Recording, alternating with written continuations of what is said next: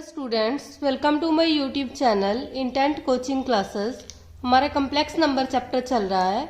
इसके पहले वाली वीडियोस में हमने कम्प्लेक्स नंबर का कंसेप्ट एंड इसके 52 एमसीक्यू कंप्लीट कर लिए हैं। आज हम 53 से स्टार्ट करेंगे। हमारा 53rd एमसीक्यू है, for any complex number z which of the following is true.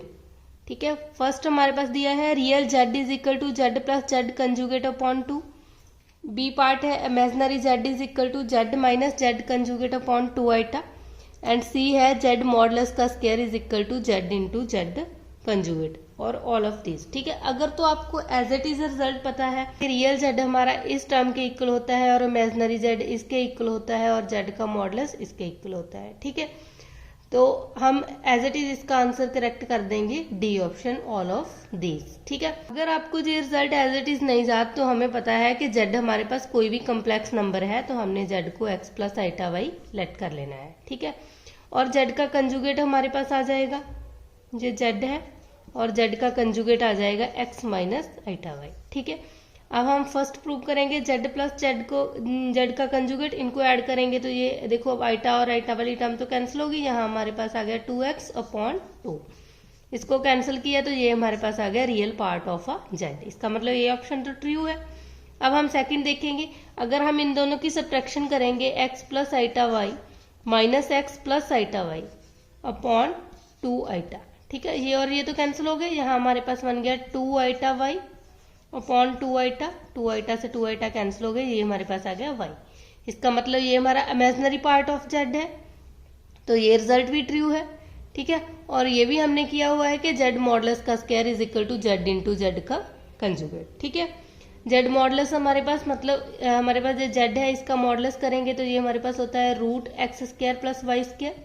इसका स्केयरिंग करेंगे तो ये हमारे पास आ जाएगा x square plus y square. ठीक है, और अगर हम जेड इंटू जेड के कंजुगेट इन दोनों की मल्टीप्लाई करेंगे तो वहां से हमारे पास आ जाएगा जेड इंटू जेड कंजुगेट, तो ये आ जाएगा x square minus plus minus minus iota square की वैल्यू होती है -1 तो प्लस हो जाएगा इक्वल टू वाई स्क्वायर। तो ये दोनों रिजल्ट भी आपस में इक्वल है।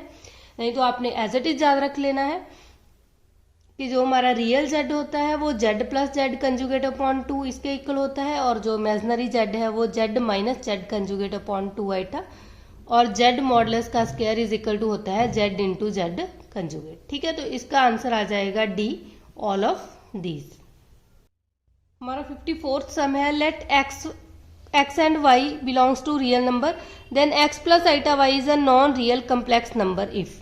ठीक है, हमें ये बताना है कि x प्लस आइटा y कब नॉन रियल कम्प्लेक्स नंबर बनेगा, जब हमारे पास ए ऑप्शन है x 0 है, y 0 है, या x नॉट इक्वल टू 0 है, या y नॉट इक्वल टू 0 है। ठीक है, यहाँ हमें देखो अगर हमारे पास x नॉट इक्वल टू 0 है तो ये भी हो सकता है कि जो y है उस पर कोई कंडीशन नहीं ना दी, तो ये हो सकता है कि y भी 0 हो, तो ये हमारे पास 0 प्लस 0 आइटा 0 कम्प्लेक्स नंबर है, 0 तो रियल है।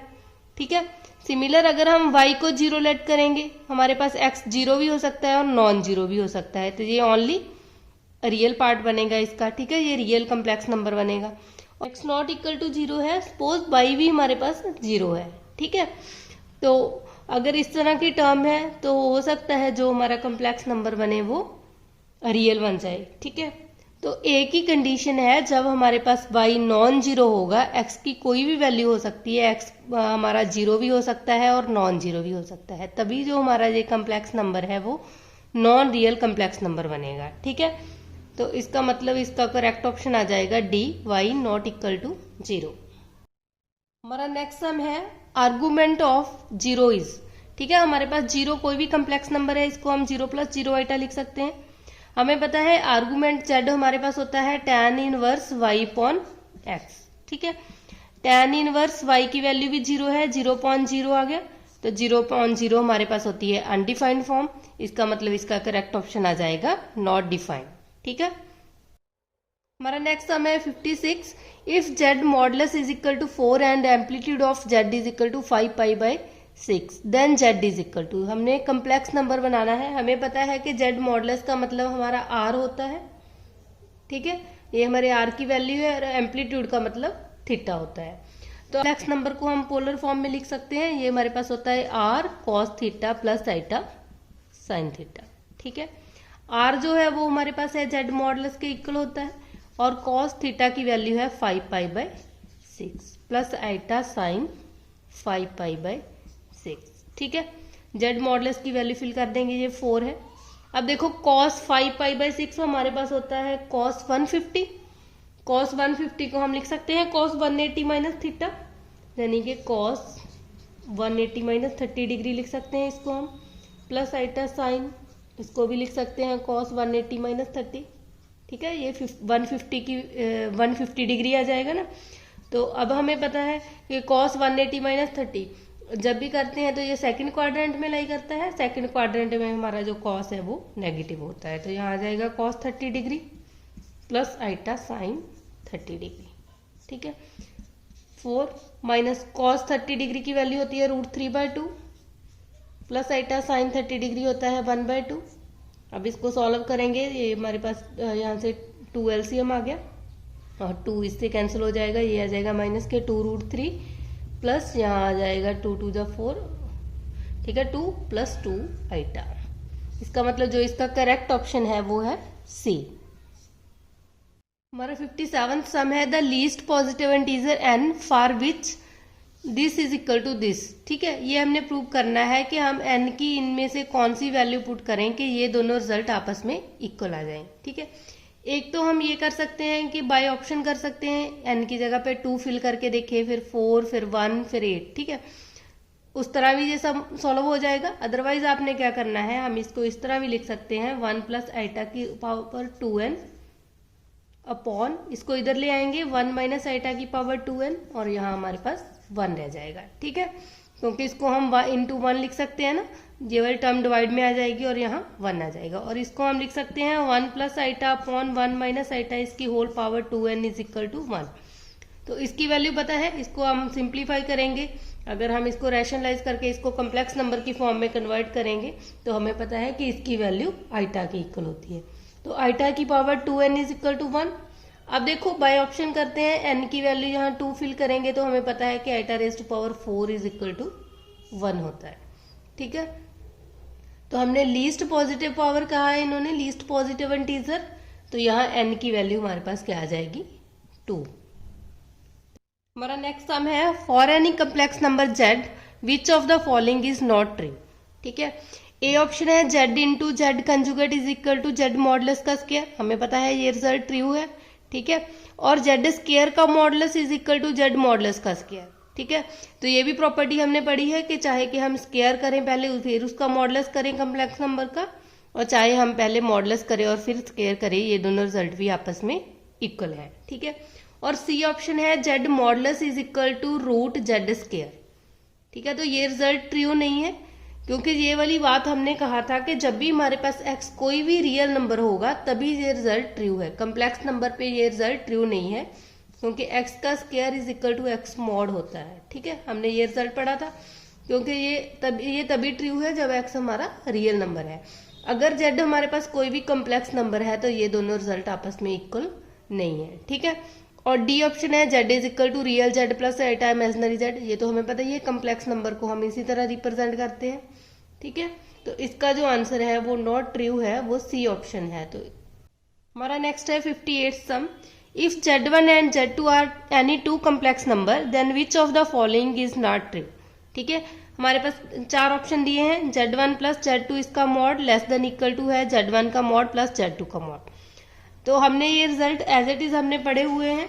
ठीक है, अगर आप इसको सॉल्व भी करना चाहते हैं तो कोई भी 2 कम्प्लेक्स नंबर लेट कर लो और इनमें उनकी वैल्यू फिल करके देखो कि कौन से रिजल्ट ट्रू आ रहे हैं। ठीक है, अदरवाइज आपने एज इट इज इन रिजल्ट को याद रखना है। हमें पता है कि ये z1 प्लस z2 इसका whole mod always less than equal to होता है z1 प्लस z2, ये तो ट्रू है। और z1 माइनस z2 का मॉडुलस ये भी हमारे पास लेस देन इक्वल टू होता है z1 का मॉड प्लस z2 का मॉड। ठीक है, ये रिजल्ट भी ट्रू है। और z1 माइनस z2 का modulus greater than equal to होता है z1 का मॉडुलस माइनस z2 का मॉडुलस इसका होल मॉडुलस। ठीक है, तो ये रिजल्ट भी ट्रू है। जो डी ऑप्शन है वो नॉट ट्रू है। ठीक है, तो इसलिए इसका करेक्ट आंसर आ जाएगा डी। हमारा नेक्स्ट सम है which of the following is correct 5 plus 3 iota greater than 6 plus 4 iota, 5 plus 3 iota equal to 6 plus 4 iota, और 5 plus 3 iota less than 6 plus 4 iota, और डी ऑप्शन है none of these. ठीक है, तो हमने ये result पढ़ा है कि कम्प्लेक्स नंबर में कभी भी ग्रेटर देन और लेस देन ये साइन तो होते ही नहीं है। ठीक है, इनइक्वालिटी के साइन नहीं होते, ये दोनों ऑप्शन तो कट गए, ये तो कभी करेक्ट नहीं है। और यहाँ देखो ये दोनों कम्प्लेक्स नंबर डिफरेंट डिफरेंट है, तो हम किसी भी दो डिफरेंट कम्प्लेक्स नंबर को इक्वल नहीं लिख सकते, क्योंकि हमें पता है टू कम्प्लेक्स नंबर तभी इक्वल होते हैं जब उसका रियल पार्ट के इक्वल होता है और इमेजिनरी पार्ट के इक्वल होता है। इसका मतलब जो बी ऑप्शन है वो भी हमारा करेक्ट नहीं है, तो इसका जो करेक्ट आंसर है वो आ जाएगा डी, नन ऑफ दीज। हमारा 60th सम है, the equation of the smallest degree with real coefficient having 1 plus iota as one of the root. ठीक है, तो हमने ये रिजल्ट पढ़ा है कि जब भी हमारे पास इस तरह की इक्वेशन है कि जो उसके कोफिशिएंट है वो सभी के सभी रियल हैं, ऐसी इक्वेशन में हमारे पास जो भी, अगर हमारे पास एक रूट कम्प्लेक्स नंबर में है तो दूसरा भी कम्प्लेक्स नंबर में ही होगा और वो कंजुगेट पेयर में होगा। ठीक है, ये बात हमने पढ़ी हुई है। तो हमें पता है हमें एक रूट दिया है, ये हमारे पास क्वाड्रेटिक इक्वेशंस गिवन है, इसका एक रूट 1 प्लस आइटा है, तो इसका जो दूसरा रूट होगा वो हमारे पास 1 माइनस आइटा होगा।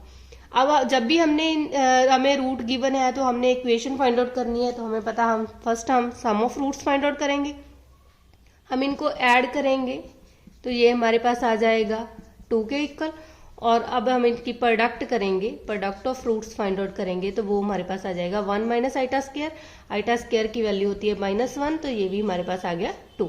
ठीक है, आप यहां से भी बाय ऑप्शन भी कर सकते हो। हमें पता है कि जो हमारे पास सम ऑफ रूट्स होता है वो -b/a होता है, और जो प्रोडक्ट ऑफ रूट्स होता है वो c/a होता है। ठीक है, ऐसे भी हम कंपैरिजन कर सकते हैं इन इक्वेशंस का, जैसे कि यहाँ हमारे पास जो b की वैल्यू है वो 1 है और a की वैल्यू 1 है, तो ये 1/1 हमारे पास -1 के इक्वल आ गया, तो ये हमारे पास 2 के इक्वल आ रहा है सम ऑफ रूट्स। ठीक है, सिमिलर अगर हम सेकंड इक्वेशन की बात करें, हमारे पास जो b की वैल्यू है वो -2 है और एक माइनस और लग जाता है, अपॉन में a की वैल्यू 1 है, तो ये हमारे पास 2 इक्वल आ गया। इसका मतलब सम ऑफ रूट्स ये सेम आ रहा है इसमें। और प्रोडक्ट ऑफ रूट्स में हमें पता है कि ये c की वैल्यू है और यहाँ a की वैल्यू 1 है, तो इसको हम 2/1 लिख सकते हैं। तो बाय ऑप्शन भी हम इसको देख सकते हैं। अदरवाइज हमें पता है कि जब भी हमारे पास सम ऑफ रूट्स और प्रोडक्ट ऑफ रूट्स दिया है तो हम इस इक्वेशन को इस तरह ड्राइव कर सकते हैं। एक्स स्क्वायर आता है, फिर माइनस का साइन आता है, उसके बाद हम इसको सम ऑफ रूट्स लिखते हैं, वो 2 है, साथ में x मल्टीप्लाई हो जाता है और प्लस में आ जाता है प्रोडक्ट ऑफ रूट्स। ठीक है, तो क्या, तो इस तरह भी हम इसको सॉल्व कर सकते हैं। तो इसका करेक्ट ऑप्शन है बी।